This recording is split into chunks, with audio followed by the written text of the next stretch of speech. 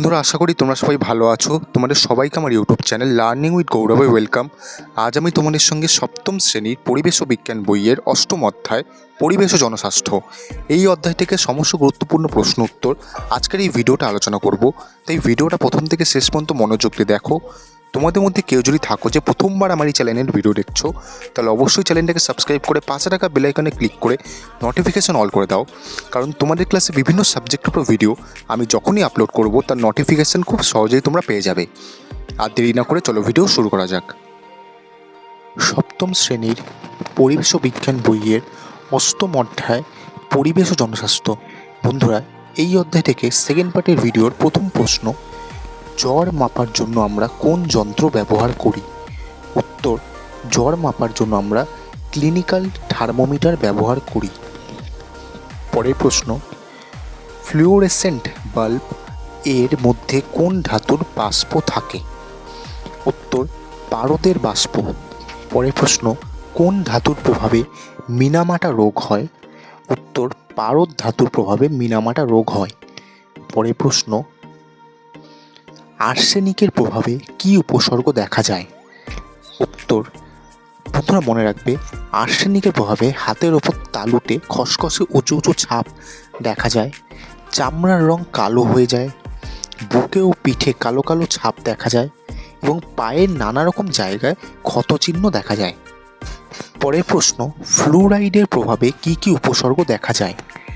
উত্তর, বন্ধুরা মনে রাখবে, ফ্লুরাইডের প্রভাবে মানুষের শরীরে বিভিন্ন রকম উপসর্গ দেখা যায়, যেমন দাঁতে ছাপ ছাপ দাগ দেখা যাওয়া, দাঁত ও হাড় প্রায় ভেঙে যাওয়া, পিঠ ধনুকের মতো বেঁকে যাওয়া, চলার সময় হাঁটু দুটি ঠোক্কর খাওয়া প্রভৃতি। পরের প্রশ্ন, 1 লিটার পানীয় জলে আর্সেনিকের সর্বোচ্চ নিরাপদ মাত্রা কত? উত্তর, 0.05 মিলিগ্রাম। পরের প্রশ্ন, ফ্লুরাইডের নিরাপদ মাত্রা কত?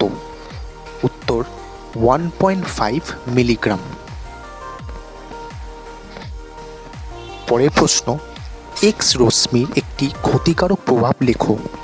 উত্তর, এক্স রশ্মি ক্যান্সার সৃষ্টি করতে পারে। পরের প্রশ্ন, প্রাচীন মিশরীয়রা পোড়ামাটির বাসনপত্র অলঙ্কৃত করতে কোন ধাতুর যৌগ ব্যবহার করত? উত্তর, তামা। পরের প্রশ্ন, খনির মধ্যে কোন গ্যাস থাকলে শ্রমিকদের মৃত্যুর সম্ভাবনা থাকে? উত্তর, কার্বন মনোঅক্সাইড। পরের প্রশ্ন, প্রসাধনী সামগ্রী, সুতি বস্ত্র ইত্যাদি রং করতে কোন রাসায়নিক যৌগ ব্যবহার করা হয়? উত্তর, সংশ্লেষিত জৈব রঞ্জক ব্যবহার করা হয়। পরের প্রশ্ন, দেওয়ালের রং, খেলনা গাড়ির ব্যাটারি তৈরি করতে কোন ধাতু বা ধাতুর যৌগ ব্যবহার করা হয়? উত্তর, সীসা। পরের প্রশ্ন, ইউএনআইসিইএফ ও হু পরিকল্পিত 10টি জীবন কুশলতা কী কী? উত্তর, নাম্বার 1 আত্মসচেতনতা, নাম্বার 2 বিশ্লেষণধর্মী চিন্তা, নাম্বার 3 সিদ্ধান্ত নেওয়া, নাম্বার 4 সমস্যা দূর করা, নাম্বার 5 সৃজনশীল চিন্তা, নাম্বার 6 পারস্পরিক সংযোগ স্থাপন, নাম্বার 7 পারস্পরিক সম্পর্ক, নাম্বার 8 সমানুভূতি, নাম্বার 9 মানসিক চাপ নিয়ন্ত্রণ অ্যান্ড নাম্বার 10 আবেগ নিয়ন্ত্রণ।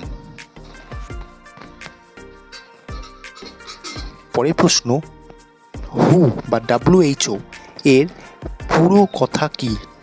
উত্তর, ওয়ার্ল্ড হেলথ অর্গানাইজেশন। হু এর হেডকোয়ার্টার কোথায় অবস্থিত? উত্তর, সুইজারল্যান্ডের জেনিভা শহরে হু এর হেডকোয়ার্টার অবস্থিত।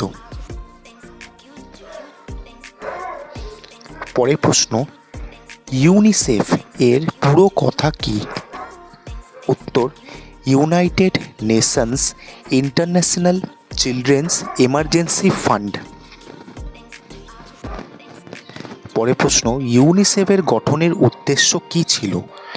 উত্তর, দ্বিতীয় বিশ্বযুদ্ধে ক্ষতিগ্রস্ত শিশুদের জরুরিকালীন খাদ্য এবং স্বাস্থ্য পুনরুদ্ধারের জন্য ইউনিসেফ গঠন করা হয়েছিল। পরের প্রশ্ন, দুটি মানসিক সমস্যার কারণ লেখো। উত্তর, জন্মগত ত্রুটি, নেশা করা এবং বিভিন্ন হিংসাত্মক ও অপ্রত্যাশিত ঘটনা। পরের প্রশ্ন, অটিজম এর লক্ষণগুলি লেখো। উত্তর, একই কাজ বারবার করা। 2 নম্বর, আত্মীয় পরিজনদের থেকে নিজেকে গুটিয়ে নেওয়া। 3 নম্বর, সামান্য উত্তেজনাতে অতিরিক্ত সংবেদনশীল হওয়া। 4 নম্বর, অনেক সময় বেশি উত্তেজনাতে সাড়া না দেওয়া। 5 নম্বর, অচেনা পরিবেশে মানিয়ে নিতে না পারা। এবং 6 নম্বর, পড়াশোনায় পিছিয়ে যাওয়া। এগুলি হলো অটিজমের লক্ষণ। পরের প্রশ্ন, সর্দি কাশি কী বাহিত রোগ? উত্তর, বায়ুবাহিত রোগ। পরের প্রশ্ন, আমাশয় কী বাহিত রোগ? উত্তর, জলবাহিত রোগ। পরের প্রশ্ন, ম্যালেরিয়া কী বাহিত রোগ? উত্তর, মশাবাহিত রোগ। পরের প্রশ্ন, যক্ষ্মা রোগের প্রাচীনতম উল্লেখ কোথায় পাওয়া যায়? উত্তর, ব্যাবিলনের রাজা হাম্মুরাবির সময় খোদাই করা একটি পাথর থেকে যক্ষ্মা রোগের প্রাচীনতম উল্লেখ পাওয়া যায়। বায়ুবাহিত 3টি রোগের নাম লেখো। উত্তর, যক্ষ্মা, সর্দি কাশি এবং ইনফ্লুয়েঞ্জা। পরের প্রশ্ন, অ্যালার্জেন কাকে বলে? উত্তর, যেসব বস্তু দেহে অ্যালার্জি সৃষ্টি করে তাদের অ্যালার্জেন বলে। পরের প্রশ্ন, যক্ষ্মা রোগের জীবাণুর নাম কি? উত্তর, মাইকোব্যাকটেরিয়াম টিউবারকিউলোসিস। পরের প্রশ্ন, জলবাহিত 2টি রোগের নাম লেখো। উত্তর, কলেরা ও টাইফয়েড।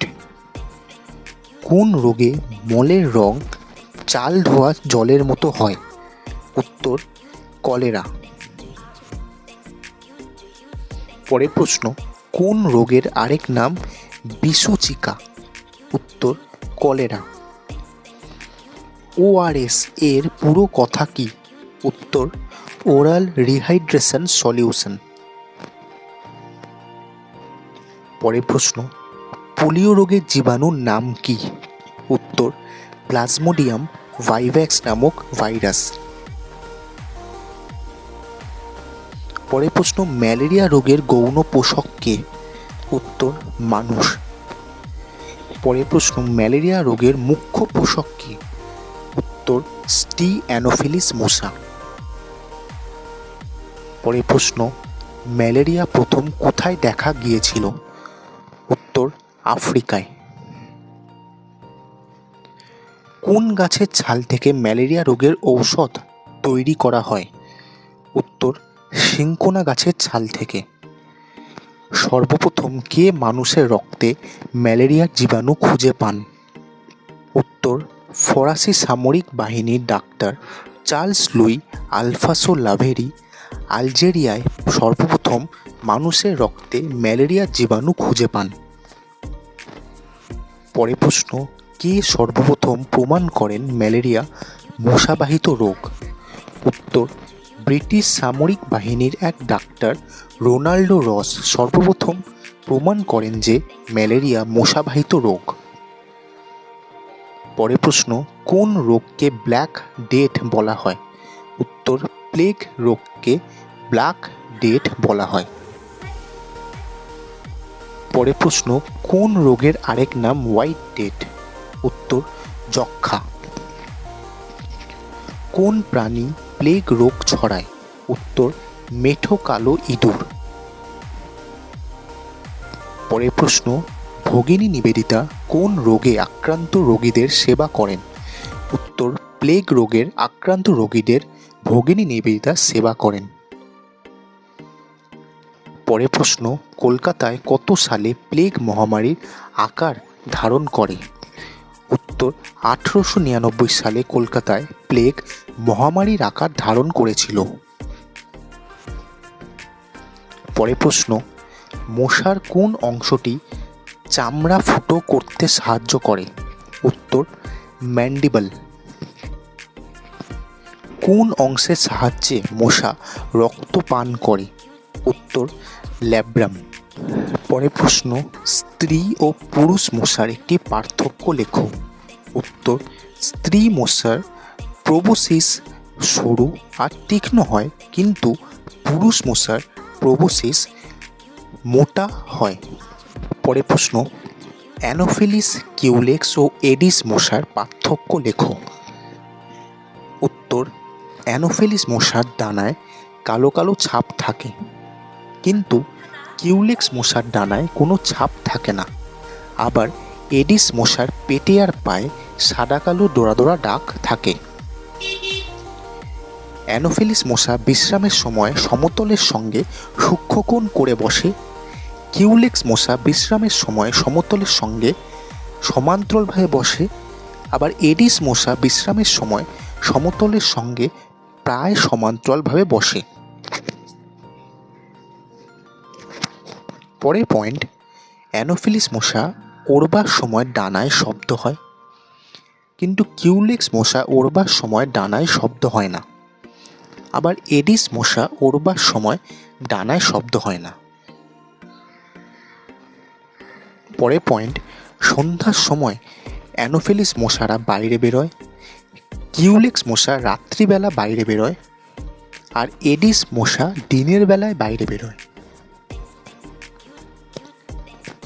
অ্যানোফিলিস মশা পরিষ্কার জলে ডিম পাড়ে, কিউলেক্স মশা এরা নোংরা ও ময়লা জলে ডিম পাড়ে, আর এডিস মশা পরিষ্কার জলে ডিম পাড়ে। পরের পয়েন্ট, অ্যানোফিলিস মশা ম্যালেরিয়া রোগ ছড়ায়, কিউলেক্স মশা ফাইলেরিয়া ও ইনকেফেলাইটিস রোগ ছড়ায়, এডিস মশা ডেঙ্গু ও চিকেনগুনিয়া রোগ ছড়ায়। পরের প্রশ্ন, মশার লার্ভা খায় এমন মাছের নাম লেখো। উত্তর গাপ্পি, টেচোখা, গাম্বুসিয়া ইত্যাদি। সাধারণ মাছি ছড়ায় এমন দুটি রোগের নাম লেখো। উত্তর টাইফয়েড ও ডায়রিয়া। পরের প্রশ্ন, কালা জ্বরের বাহক কে? উত্তর বালি মাছি। পরের প্রশ্ন, যান্ত্রিক বাহক ও জৈব বাহকের মধ্যে পার্থক্য কী? উত্তর যান্ত্রিক বাহক রোগ জীবাণুকে বয়ে নিয়ে যাওয়ার কাজ করে, যেমন মাছি। অন্যদিকে জৈব বাহক রোগ জীবাণুরকে তার নিজের দেহে বংশবৃদ্ধি করতে দেয়, যেমন মশা। পরের প্রশ্ন, একটি উপকারী ব্যাকটেরিয়ার নাম লেখো এবং সে কী উপকার করে সেটাও লেখো। উত্তর ল্যাক্টোব্যাসিলাস হলো একটি উপকারী ব্যাকটেরিয়া। বন্ধুরা মনে রাখবে, ল্যাক্টোব্যাসিলাস দুধ এবং বিভিন্ন দুগ্ধজাত খাবার ও দই তৈরিতে সাহায্য করে। পরের প্রশ্ন, মানুষের অন্তরে বসবাসকারী জীবাণু কোন ভিটামিন তৈরি করে? উত্তর B12। ভিজে পাউরুটি, কমলালেবুর খোসা ও ভিজে কাঠের ওপর যে অণুজীব বাস করে তা হল উত্তর ছত্রাক।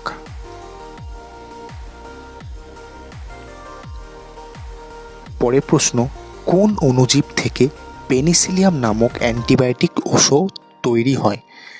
উত্তর পেনিসিলিন নামক ছত্রাক থেকে পেনিসিলিয়াম নামক অ্যান্টিবায়োটিক ঔষধ তৈরি হয়। পরের প্রশ্ন, মানুষের একটি অন্তঃপরজীবীর নাম লেখো। উত্তর কৃমি। পরের প্রশ্ন, মানুষের একটি বহিঃপরজীবীর নাম লেখো। উত্তর উকুন। পরের প্রশ্ন, পাস্তুরাইজেশন কাকে বলে? উত্তর পাস্তুরাইজেশন হলো খাবার ও বিশেষত তরল খাবার, যেমন দুধ এবং দই থেকে তৈরি খাবার অথবা ফলের রস ইত্যাদিকে জীবাণুমুক্ত করার প্রক্রিয়া। এই প্রক্রিয়াকে খাদ্যবস্তুকে একটি বিশেষ তাপমাত্রায় গরম করা হয়। পাস্টুরাইজ করার জন্য দুধকে 15 থেকে 40 সেকেন্ডের জন্য 72 থেকে 75 ডিগ্রি সেলসিয়াস বা 2 সেকেন্ডের জন্য 138 ডিগ্রি সেলসিয়াস তাপমাত্রায় গরম করা হয়। পরের প্রশ্ন, ওআরএস এর পুরো কথা কি? উত্তর, ওরাল রিহাইড্রেশন সলিউশন। চাউমিনের মধ্যে কোন ক্ষতিকারক রাসায়নিক পদার্থ মেশানো থাকে? উত্তর, আজিনোমোটো। পরের প্রশ্ন, সরিষার তেল খেলে কোন রোগ হয়? উত্তর, ড্রপসি রোগ হয়। পরের প্রশ্ন, গুঁড়ো হলুদ ও লাড্ডুতে কোন রং মেশানো হয়? উত্তর, মেটানিল ইয়েলো। পরের প্রশ্ন, সবজিকে সবুজ বানাতে কোন ক্ষতিকারক রং মেশানো হয়? উত্তর, ম্যালাকাইট গ্রিন। পরের প্রশ্ন, কোন ডাল নিয়মিত খেলে পক্ষাঘাত বা লেফেরিজম দেখা যায়? উত্তর, খেসারির ডাল। সপ্তম শ্রেণীর পরিবেশ বিজ্ঞান বইয়ের অষ্টম অধ্যায় পরিবেশ ও জনস্বাস্থ্য। বন্ধুরা, এই অধ্যায় থেকে সেকেন্ড পার্টের ভিডিও আজ এই পর্যন্তই। ভিডিওটা যদি তোমাদের ভালো লাগে ভিডিওটাকে লাইক করো, শেয়ার করো আর আমার এই চ্যানেলটাকে সাবস্ক্রাইব করো। বন্ধুরা, ভিডিও দেখানো কোশ্চেন আনসারের পিডিএফ তোমাদের যদি দরকার হয় অবশ্যই ভিডিওর নিচে কমেন্ট বক্সে একটি কন্ট্যাক্ট ডিটেলস দেওয়া আছে, সেখানে যোগাযোগ করে তোমরা পিডিএফ সংক্রান্ত সমস্ত ডিটেল জেনে নিতে পারো। এছাড়াও ভিডিও দেখানো প্রশ্ন উত্তর শুনতে বা বুঝতে তোমাদের যদি অসুবিধা হয় ভিডিও নিচে কমেন্ট বক্সে লিখে পাঠাও, আমি তোমাদের সব ডাউট ক্লিয়ার করে দেবো। তো আজকের মতো এই পর্যন্তই। সবাই ভালো থেকো। পরের দিন তোমাদের সঙ্গে দেখা হচ্ছে নতুন একটা ভিডিও নিয়ে।